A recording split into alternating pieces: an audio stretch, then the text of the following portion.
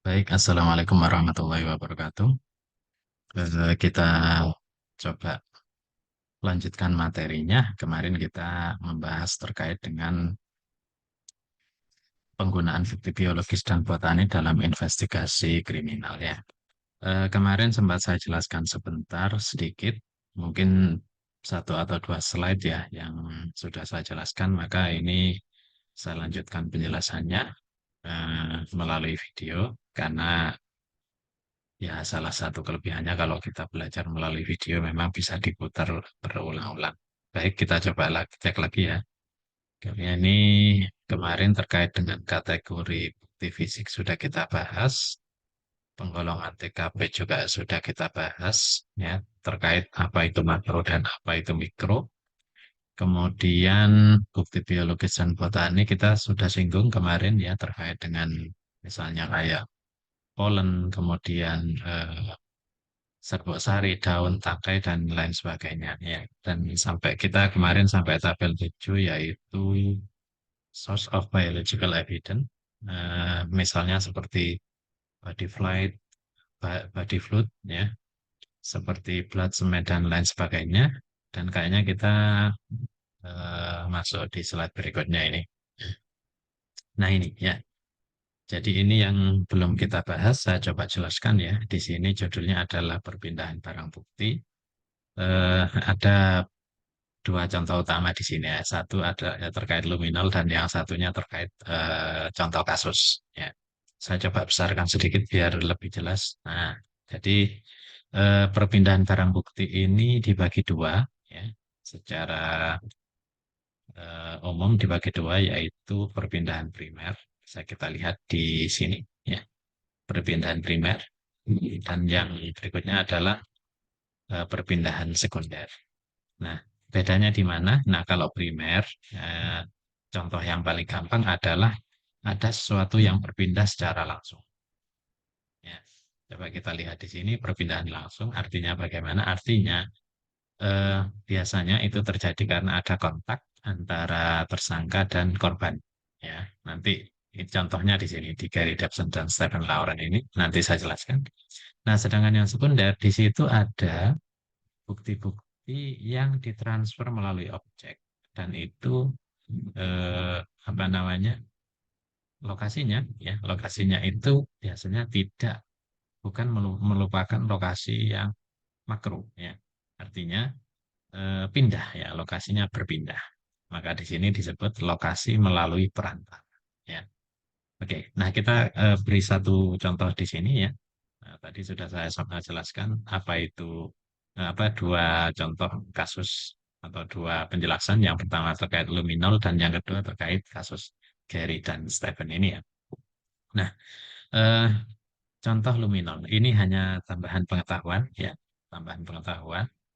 Jadi ketika ada suatu kejadian, misalnya kekerasan, kemudian terjadi pembunuhan, di situ pasti yang ada yang namanya darah. Nah, kadang-kadang kan eh, darah itu kadang disembunyikan, misalnya diusap atau di istilahnya oleh tersangkanya kan biasanya disembunyikan. Nah, namun demikian di dalam forensik ya, di dalam investigasi forensik itu ada satu zat yang namanya luminol.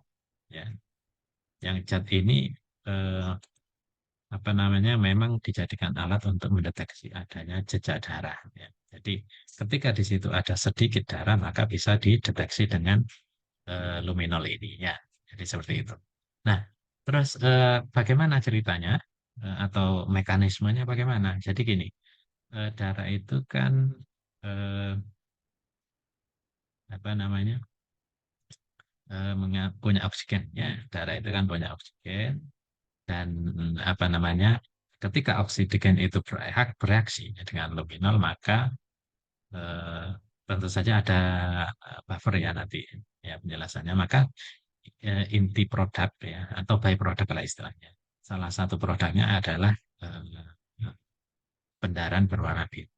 Ya, namanya bendaran, maka kondisi itu akan sangat kelihatan ketika semua ruangan atau lingkungan sekitar gelap. Ya. Maka di sini bisa kita lihat ini sepatu. Ya. sepatu yang sebenarnya di sini ada darahnya. Ya. Walaupun diusap, tapi ketika ada darah di situ maka bisa terdeteksi. Ketika disemprot ya, dengan cairan luminol itu, maka di situ akan benar biru. Nah, sebenarnya luminol ini kristal putih ya. Kemudian caranya adalah kristal putih itu dilarutkan dalam suatu buffer ya, yang di situ ada hidrogen peroksidas, eh, hidrogen peroksida ya. Nah, sedangkan di dalam darah ada enzim peroksidase. Ya, seperti itu. Nah, ketika itu disemprotkan, kemudian ada darah, reaksi, maka muncullah yang namanya warna biru ini. Ya, jadi seperti itu apa namanya mekanismenya. Nah, terus bagaimana dengan umur darah sendiri? Nah, umur darah yang bisa dideteksi dengan luminol itu macam-macam ya, bisa jam, hari, bisa minggu, atau bisa tahun, tergantung apa namanya tingkat kerusakan ya artinya. Artinya tingkat kerusakan itu bagaimana? Yang fresh ya tentu saja akan cepat bereaksi ya karena darah masih fresh, belum banyak komponen darah yang rusak, terutama oksigennya ya. Tapi kalau disimpan dengan sangat baik bisa bulanan, bisa mingguan, bahkan mungkin bisa tahunan juga ya seperti itu. Oke, nah ini contoh yang kedua adalah terkait dengan kasus antara Gary Dobson dan Stephen Lawrence. Nah, ceritanya ya, ini adalah dua pemuda. Kejadiannya terjadi pada tahun 1993 di musim semi ya, di musim semi kalau tidak salah bulan April ya, kalau tidak salah bulan April di negara Inggris ya, di Inggris. Jadi ceritanya keduanya ini adalah pelajar atau mahasiswa. Kemudian Stephen bersama satu temannya sedang menunggu bis. Kemudian lewatlah ya ini kejadian yang berbau rasial ya karena Stephen ini berkulit hitam dan temannya ya kemudian Gary Dobson ini berkulit putih dengan 5 orang temannya. Jadi ini 2, ini 5. Ceritanya seperti itu. Nah terjadilah cekcok ya saat Gary Dobson dan teman-temannya ini melewati halte yang di situ ada Stephen dan temannya yang sedang menunggu bis ya. Kemudian lewatlah gerombolan atau eh, apa kelompoknya Gary Dobson. Kemudian terjadilah cekcok, saling apa namanya ya istilahnya saling olok-olok ya. Apalagi ini juga olok-oloknya berbasis rasial juga sehingga terjadilah perkelahian ya. Namanya 6 lawan 2 akhirnya ya yang dua pasti kalah kan gitu ya. Jadi Gary ini menusukkan senjata ke Stephen ya di bagian apa namanya dada, bahu dan bagian tulang selangka ini ya. Kemudian karena tusukannya cukup dalam ya, sedalam sekitar 13 cm, maka Stephen dan Lauren dan temannya ini kan tidak mampu melawan sebenarnya. Akhirnya mereka lari kan. Mereka lari eh, dan pada suatu ketika kondisi sudah sepi, maka temannya ini apa namanya mencoba memanggil ambulans tapi ya nyawa tidak terselamatkan ya nyawanya Stephen ini ya ya tentu saja mendapat hukuman ya Gary Dobson dan kawan-kawan. Nah kemudian apa yang bisa kita pelajari di sini ini ya jadi karena pada kondisi itu bulan April masih dingin ya di Inggris. Di Inggris itu ya kisaran suhunya sekitar 15 derajat Celcius ya, cukup dingin sehingga di situ pasti mereka pakai sweater kemudian pakai jaket ya. Jadi dirangkep biar tidak terlalu dingin kan posisinya seperti itu. Nah, sehingga kejadian itu maka di jaketnya si Gary Dobson kemudian di situ didapatkan ya blood stain. Jadi cairan darah yang dari perkelahian itu darahnya Stan itu nempel di jaketnya Gary Dobson ini. Dan yang lain juga apa, mendukung ya bukti itu apa terjadi apa namanya perkelahian, kemudian barang bukti ditemukan dan inilah yang disebut dengan istilah perpindahan langsung karena apa yang ada di Stephen pindah ke Gary Dobson ataupun sebaliknya. Nah ini kan bisa juga menguatkan ya. Ya jadi istilahnya seperti itu kejadiannya. Nah kemudian yang berikutnya, ya seperti biasa, ini ilustrasi-ilustrasi yang terjadi atau yang bisa kita temukan di lapangan. Kenapa banyak nomor? Karena memang itu barang-barang bukti harus direkam ya sesuai dengan nomor yang ada. Apapun itu pada saat secepat mungkin ya pada saat setelah kejadian. Ya, jadi seperti itu. Oke, kita lanjutkan. Nah, ini sekarang kita membahas terkait TKP primer dan TKP sekunder. Ya, ini sebenarnya mirip-mirip dengan yang awal ya. TKP makro, TKP mikro kalau tidak salah seperti itu ya. Nah, TKP primer tempat di mana tubuh atau peristiwa kriminal terjadi serta ada jasadnya tetap di lokasi. Nah, ini yang dimaksud dengan TKP primer. Nah, kalau TKP sekunder, jenazah dibuang tetapi tidak di tempat kejadian. Nah, ini yang dimaksud dengan TKP sekunder. Sehingga syarat dari TKP sekunder itu ya apa misalnya kalau itu kekerasan dan seterusnya itu memang tidak ditemui ketika diperiksa di TKP primernya. Sehingga ada dua TKP ya, seperti itu. Dan ini berlaku untuk peralatan juga ya. Jadi misalnya ada peralatan yang digunakan pada saat terjadi kekerasan atau pembunuhan, tapi ternyata peralatan itu tidak ada di TKP primer. Ya, sehingga TKP sekunder itulah jawabannya. Dan TKP sekunder banyak sekali, bisa lebih dari satu. Kan seperti itu ya. Kan barang bukti kan kadang ditemukan di berbagai tempat. Ya, seperti itu. Nah, eh, kemudian kita bisa cek di situ. Ini contoh-contohnya ya. Contoh dari elemen atau unsur-unsur yang bisa kita cek di crime scene atau di TKP. Ya. Di bahasa Inggrisnya TKP itu ya crime scene itu ya crime scene. Nah contoh-contohnya kalau karena kita sedang belajar terkait botani maka kita bisa lihat di sini point of entry. Nah ketika suatu kendaraan seseorang itu melewati suatu tempat ya, yang di situ banyak ditumbuhi oleh tumbuhan. Maka yang terjadi apa? Semak rusak kan gitu ya. Kemudian ada pola sepatu yang ditinggalkan di situ, terutama yang di situ banyak tanah yang berpasir ya seperti itu. Kemudian misalnya pola yang bisa kita lihat dari roda kendaraan ya, dan seterusnya banyak sekali ini contoh-contohnya. Nah, kemudian yang berikutnya eh, dahan patah itu juga masuk ya. Dahan patah eh, bisa menjadi salah satu bukti karena arah dahan patah itu bisa menunjukkan kemana mereka arah perjalanannya ya menuju kemana kan itu bisa kita lihat juga.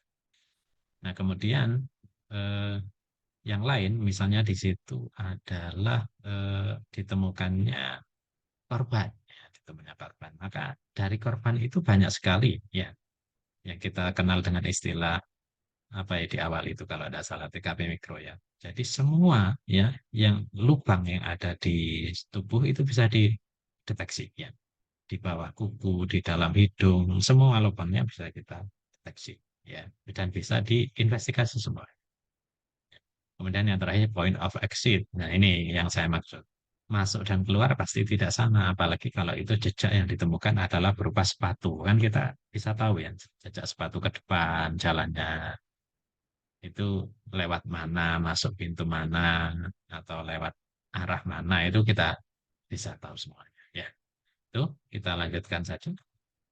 Nah, ini contoh lagi ya, contoh dokumentasi bukti biologi dan botani yang kita bisa rekam, kita bisa lihat, kemudian di record ya, direkam untuk dijadikan salah satu barang bukti. Nah, ini macam-macam, misalnya berupa catatan, fotografi, rekaman video, sketsa, atau diagram dan juga rekaman yang lain seperti audio dan sekarang mungkin smartphone kontaknya dengan siapa saja itu kan bisa terdeteksi ya kita bisa lihat semuanya. Nah kemudian yang berikutnya ini contoh yang saya tunjukkan terkait bagaimana cara menfoto. Nah ini jadi ini contoh ya. Jadi ini contoh yang salah ya, yang salah ini contoh yang salah karena yang benar adalah antara fotografernya. Kemudian ketika kita ingin melihat kondisi atau alat bukti yang akan dijadikan bukti ya dalam suatu investigasi, maka ini harus eh, sentral ya. Sentral di sini, kemudian membentuk suatu sudut sehingga kita bisa menentukan jarak antara gunting, meja, dan juga fotografer. Ya, seperti itu. Nah, kemudian yang kedua ada ini skala. Nah, ini terkait sketsa ya, terkait sketsa atau diagram. Kita bisa lihat di sini. Nah, Eh, ini contoh yang salah, makanya di sini ditulis not to scale. Ya, jadi ini contoh yang salah, saya besarkan sedikit. Contoh yang salah, kenapa? Karena eh, atau gini, ini contoh yang salah, ini contoh yang benar, gitu aja. Nah, contoh yang salah misalnya, walaupun ini satuannya bukan meter ya, 9 feet ya, 9 feet, 9.4 feet ya, kaki ya, kan di luar negeri biasa ya. Untuk mengukur tinggi itu menggunakan kaki feet namanya. Nah, kalau kita lihat 9,4 feet itu ya sekitar 2,8 meter. 2,8 meter. Ya. Cuman kita bisa lihat di sini, kita susah mengerti ini gambarnya. Ya, itu yang pertama. Kemudian yang kedua, ini orangnya ini ya, maksudnya gambar orangnya ini kan tidak mewakili. Ya. Artinya tidak mewakili itu sepertinya terlalu besar. Ya. Tidak sesuai dengan skalanya. Maka dari itu agak susah kita untuk bisa memahami ya gambar ini. Ya. Beda dengan yang kanan. Ini yang contoh yang benar. Ya. Jadi di situ ada front door, ada yang apa namanya pintu depan, jelas sudah sangat jelas di sini. Kemudian posisi ditemukannya apa namanya korbannya itu bagaimana, skalanya juga pas kan gitu ya. Ini kan meja, kursi dan seterusnya. Kan kita bisa membandingkan dan membayangkan kan seperti itu ya. Bahwa ukuran manusia itu ya seperti ini ya. Ketika skalanya kecil ya kita buat kecil, tidak seperti ini ya. Seperti itu. Maka kita bisa mencontoh yang benar ya, yang seperti itu, ya. Termasuk di lapangan ketika kita menemukan suatu barang bukti dan perlu didokumentasi, maka memang kita harus mengatur ya agar bagaimana caranya agar itu menunjukkan the real condition. Ya. Jadi dari segi panjang, lebar, ya jarak itu tidak berubah. Ya. Hanya karena kesalahan pada saat kita mengatur view untuk foto. Ya, seperti itu. Oke, saya kira ini cukup ya. Kemudian kita lanjutkan lagi di sini pengumpulan dan pengawetan bukti biologis. Nah, ini terkait dengan sampel ya. Jadi terkait dengan sampel yang kita kumpulkan ya, maka yang paling utama ya, yang paling utama kita bisa baca di sini, kita bisa lihat ya. Sampel diambil menggunakan sarung tangan. Ya, jadi kata kuncinya adalah sarung tangan ya, yang sekali pakai. Nah, kenapa ya kita tidak ingin ya adanya kontaminasi ketika kita mengumpulkan sampel-sampel yang sangat berarti ya untuk atau sebagai bukti dalam suatu investigasi ya. Nah, kenapa kemudian yang lain juga seperti itu, pakai masker, kemudian dan semua peralatan harus serba steril kalau itu memang diperlukan. Ya, untuk apa? Untuk agar tidak terjadi atau bisa meminimalisir kontaminasi. Ya. Kemudian yang kedua, sampel dimasukkan kemasan khusus ya dengan tujuan yang sama. Tujuannya itu agar tidak terjadi kontaminasi. Ya. Jadi itu tujuannya. Nah, kemudian eh, untuk sampel yang akan dikirim ke lab, ya, ke laboratorium, maka ini sebisa mungkin ya tidak berada lama di luar, ya, agar tidak rusak. Maka dari itu biasanya sampel-sampel yang akan dianalisis di lab itu biasanya eh, terutama sampel yang dibutuhkan fresh, misalnya sampel tanah, tapi kita menginginkan bakteri yang hidup, atau kita menginginkan eh, sampel yang masih fresh, misalnya seperti darah yang masih eh, belum kering, misalnya seperti itu. Maka itu harus segera dimasukkan botol, ya, kemudian harus segera dimasukkan di eh, ruangan yang sejuk, alias kulkas. Ya. Biasanya kan mereka membawa yang namanya ice box. Nah, ini sebenarnya tujuannya seperti itu, ya, agar terjaga dan tidak rusak. Ya, ya mungkin itu untuk ini ya. Untuk slide ini penjelasannya seperti itu. Apapun sampelnya ya agar segera bisa dikoleksi. Nah, ini penjelasan lanjutan ya dari tadi ya. Penjelasan lanjutan bahwa contoh-contoh sampel botani itu apa saja, misalnya fragmen tumbuhan, kemudian biji, bunga, buah-buahan, ya, itu dia harus dilakukan dengan tangan. Ya tentu saja. Kenapa harus dilakukan dengan tangan? Maksudnya tangannya itu ya tetap pakai kaos tangan ya. Nah, karena agar kita tidak merusak. Kan beda ketika kita mengambil buah misalnya. Ya, buah, fragmen buah atau fragmen eh, daun bunga ya itu kita pakai tangan kan kita ada perasaan ya sehingga tidak mudah untuk rusak ya sampel itu. Beda dengan kita menggunakan garpu ya. Kalau menggunakan garpu kan malah rusak apa namanya atau penjepit ya malah rusak malah kadang juga terjadi yang namanya apa? Yang namanya kontaminasi. Nah, ini juga meminimalisir yang adanya kontaminasi. Ya. Kemudian selain itu ya, kadang apa biasanya bukti botani juga dikemas dengan kertas. Nah, kenapa kan? Nah, ini pertimbangannya kalau ya eh, benda-benda botani yang masih dibutuhkan dalam kondisi fresh memang dikumpulkan dengan kertas atau kantong kertasnya. Kenapa kok tidak plastik? Plastik kelemahannya adalah mereka bisa ketika ditutup mereka bisa menyebabkan kelembapan yang tinggi sehingga sampelnya bisa busuk. Nah, kemudian kalau yang logam itu biasanya juga akan bereaksi ya dengan sampel-sampel yang berupa benda hidup, misalnya daun, bunga, buah dan seterusnya ya. Nah, seperti itu. Jadi makanya eh, digunakan kertas untuk menjaga apa? Agar ya tidak terlalu lembab karena kertas kan juga menyerap kelembapan. Ya. Kemudian bagus juga untuk sampel-sampel yang rapuh itu yang mudah rusak kan gitu ya.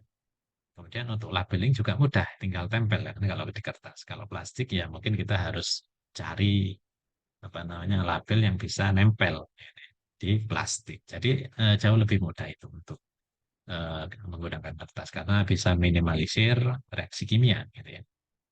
Oke. Nah, ini juga terkait feses ya pasti di sini ada kotak khusus atau tempat khusus biasanya, kontainer khusus seperti gelas atau plastik. Ini saya kira kuat ya kalau feses itu udah ya memang sudah mati ya kecuali ingin dicek bakterinya itu bisa langsung dimasukkan juga di kulkas atau ice. Nah, kemudian yang lain, nah ini sampel botani yang akan dianalisis secara mikroskopis maka harus disimpan dalam larutan formalin. Ya, yang perlu diingat ini adalah sampel botani yang tidak dibutuhkan dalam kondisi hidup. Ya, kayak spora itu tidak ada masalah sudah spora kan hanya dilihat struktur kemudian hanya dilihat penyebarannya di daerah mana kan gitu ya. Tidak butuh untuk ditumbuhkan kembali kan. Tidak. Kemudian seperti apa spora polen mungkin ya yang saya maksud tadi polen kemudian kayu-kayu yang terkait dengan struktur ya itu boleh ya, dilarutkan dalam formalin untuk menjaga agar tidak rusak. Nah, kemudian yang terakhir adalah sampel yang di sini ingin dicek DNA-nya, baik dari segi kuantitas maupun dari segi kualitas. Nah, ini yang sangat penting, harus cepat, harus segera dimasukkan di iceberg. Karena apa? Karena kalau DNA-nya sedikit, kemudian kualitasnya rendah atau tidak bagus, maka susah untuk dilakukan analisis, terutama terkait DNA. Ya. Oke, ini gambaran saja ya terkait dengan bagaimana mereka bekerja ya di TKP outdoor. Bisa kita lihat di situ bahwa penyidik atau teknisi seringkali bekerja di bawah tekanan dan waktu yang eh, tekanan waktu. Maksudnya tekanan waktu ini seperti sering saya sampaikan bahwa anytime harus ya kapanpun harus siap ya ketika diminta untuk datang ke lokasi ya kapanpun ya dan jadi mereka itu yang namanya waktu itu bisa dikatakan 24 jam siap. Ya, karena apa? Kalau tidak segera, maka barang bukti itu bisa hilang karena cuaca, karena hujan, karena angin, macam-macam. Ya, maka dari itu memang harus segera meluncur ke lokasi kejadian kalau memang itu diperlukan. Nah, kemudian yang lain yang bisa kita temui di masyarakat kita, kadang media, wartawan, reporter, dan seterusnya, ya, dan masyarakat umumnya kadang juga mengganggu. Ya. Artinya datang juga ke lokasi berbondong-bondong ingin tahu kan repot juga ya maka dari itu seringkali para petugas harus segera yang namanya memberi polis lain itu tadi ya untuk membatasi agar masyarakat tidak masuk ke lokasi kejadian. Nah yang lain eh, Ini contoh ilustrasi yang ada di lapangan ya. Jadi bagaimana mereka bekerja ya bisa kita lihat di sini. Kemudian yang lain ini terkait dengan pemeriksaan tubuh atau biasa kita sebut dengan istilah otopsi. Nah, ini yang paling sering karena apapun itu ketika dirasa tidak normal ya suatu kejadian, misalnya kematian tidak normal, maka selalu ada yang namanya otopsi. Ya. Otopsi itu bagaimana? Untuk melihat, untuk mengumpulkan bukti-bukti, ya, apa sebenarnya yang menyebabkan kematiannya. Itu saja sebenarnya. Ya. Dan tentu saja ini harus hati-hati. Ya, karena otopsi itu tidak mudah dan harus memang dengan expertnya. Ya. Nah, termasuk apa yang dicek, ya, apakah ada bekas gigitan, apakah ada kekerasan dan lain sebagainya, gitu ya, itu penting. Noda, ya, cedera atau ada tulang yang patah karena kekerasan dan seterusnya ya banyak sekali. Ya, maka dari itu penting ya dan memang harus ahli yang melakukan ini. Nah, eh, sebentar malah ke bawah. Baik. Nah, ini saya contohkan satu ilustrasi ya namanya forensic toxicologist. Jadi ini sebenarnya satu kesatuan ya ketika kita investigasi forensik. Inilah orang yang akan menentukan penyebab kematian berbasis apa? Berbasis bahan apa? Yang misalnya ini berbasis terkait dengan kandungan dalam darahnya. Ada racunnya apa tidak? Ada narkobanya apa tidak? Kemudian ada apa namanya eh, penyalahgunaan obat apa enggak itu terdeteksi ya. Jadi ketika dicek hasil labnya, maka akan ketahuan. Oh ternyata yang bersangkutan sebelum meninggal terlalu banyak minum alkohol. Nah itu bisa ya mengarah kepada satu kesimpulan atau narkoba yang lainnya itu kelihatan apapun kandungannya itu pasti akan memunculkan mengerucut ke satu bahan apa yang mematikan. Ya, ini yang mereka lakukan. Nah, karena pekerjaan yang seperti itu, maka kita bisa melihat ini medium annual salary. Ini gaji 1 tahun itu 57.000 dolar. Kalau ini 59.000 dolar. Ya. Jadi kenapa? Atau kalau kita coba dirupiahkan dan kita hitung per bulan, itu per bulannya itu mereka bisa dapat sekitar 74 sampai 76 ya. 70 ya katakanlah pukul rata 75 juta per bulan. Ya, karena ya memang ya high risk, high pay kan gitu ya. Jadi resikonya kan besar mereka. Nah, dan dari segi kesehatan mungkin ya kita tidak sulit untuk tidur secara normal ya. Karena setiap saat bisa ada ya panggilan untuk memeriksa sesuatu. Nah, maka dari itu mereka bayarannya juga tinggi ya. Ya mirip-mirip dengan yang beresiko tinggi seperti di pertambangan, ya di perminyakan di tengah laut itu kan memang tinggi-tinggi ya karena memang resiko, resikonya itu sangat tinggi sekali. Kalau di pertambangan kan tertimbun tambang ya. Kalau di perminyakan ya ada di laut kan gitu ya. Berbulan-bulan gitu ya di lautnya. Ya ada sehari dua hari seperti orang apa namanya berrekreasi ya tidak seperti itu. Ya, oke. Kita lanjutkan. Nah, ini terkait dengan tadi ya kelanjutan kalau kita menggunakan DNA dalam suatu analisisnya. Nah, ini saya tunjukkan ya faktor yang mempengaruhi profil DNA. Maksudnya profil DNA itu dari segi kuantitas dan juga dari kualitas gitu ya. Yang diinginkan yang bagaimana? Banyak dan berkualitas. Sehingga kalau banyak bisa digunakan sampel untuk analisis berkali-kali, berkualitas, tidak mengganggu pekerjaan. Maksudnya itu murni, tidak ada tidak terkontaminasi sampel lain ya. Atau molekul lain seperti protein, karbohidrat dan lain sebagainya ya. Nah, ini yang faktor yang mempengaruhi antara lain jumlah sampel, degradasi sampel, kemurnian sampel dan juga kontributor utama dan atau kontributor minor dari campuran. Nah, ini ya. Jadi kalau jumlah sampel kita paham lah ya. Makin banyak makin enak kan gitu. Degradasi sampel itu tentu saja. Ya, daun yang fresh beda dengan daun yang sudah kering, beda dengan daun yang sudah rusak ya. Kemudian kemurnian sampel. Nah, kalau kemurnian sampel itu begini gambarnya. Di situ sampelnya itu ya, apakah daun saja atau daun campur tanah atau daun campur akar. Nah, seperti itu. Kemudian yang keempat adalah kontributor utama ataupun kontributor minor dari campuran DNA. Nah, ini pada saat isolasi DNA, sampel kita itu mempengaruhi karena apa? Karena misalnya kita ingin isolasi DNA, tapi sampelnya adalah tanah. Nah, itu kan kita sulit untuk mendeteksi.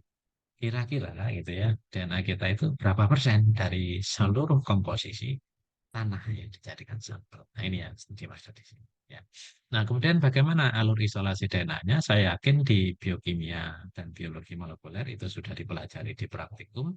Namun demikian, ini saya tunjukkan yang berupa kit, ya, yang berupa kit. Nah, jadi caranya sih sederhana ya, sel dilisiskan, kemudian berbasis kolok, ya maka pada akhir nanti akan didapatkan yang namanya DNA murni, ya seperti itu. Tapi walaupun istilahnya murni, ya kita harus cek secara kuantitatif melalui spektrofotometer kandungan DNA-nya berapa, ya kemurniannya berapa itu ketemu, ya ketemu dalam bentuk angka, seperti itu. Nah, kenapa ini saya contohkan kit? Ya karena kalau urusannya harus cepat, ya, dan kualitas DNA yang diisolasi harus bagus, ya ini satu-satunya jalan. Ya, bukan berarti manual tidak bisa, ya bisa. Cuman ya itu lama. Gitu. Walaupun murah tapi lama, padahal ini butuh cepat. Ya, seperti itu. Maka dari itu saya kira mahasiswa itu mestinya paham ya. Metode yang manual bagaimana, ya, metode yang pakai kit bagaimana, dari keunggulan kelemahan berbagai metode itu saja. Nah, itu mestinya tahu ya. Nah, ini. Jadi kalau ini apa? Cepat, berkualitas, tapi harganya lumayan. Namanya kit ya, ready to use kan gitu ya. Seperti itu. Oke, mungkin itu yang bisa saya sampaikan ya sebagai tambahan pembelajaran pertemuan sebelumnya. Tapi ada satu lagi di sini. Nah, ini saya tunjukkan satu lagi, salah satu contoh kasusnya, yaitu terkait dengan bukti potas. Ya, kenapa? Karena di sini ada cerita terkait dengan yang namanya Hellcraft.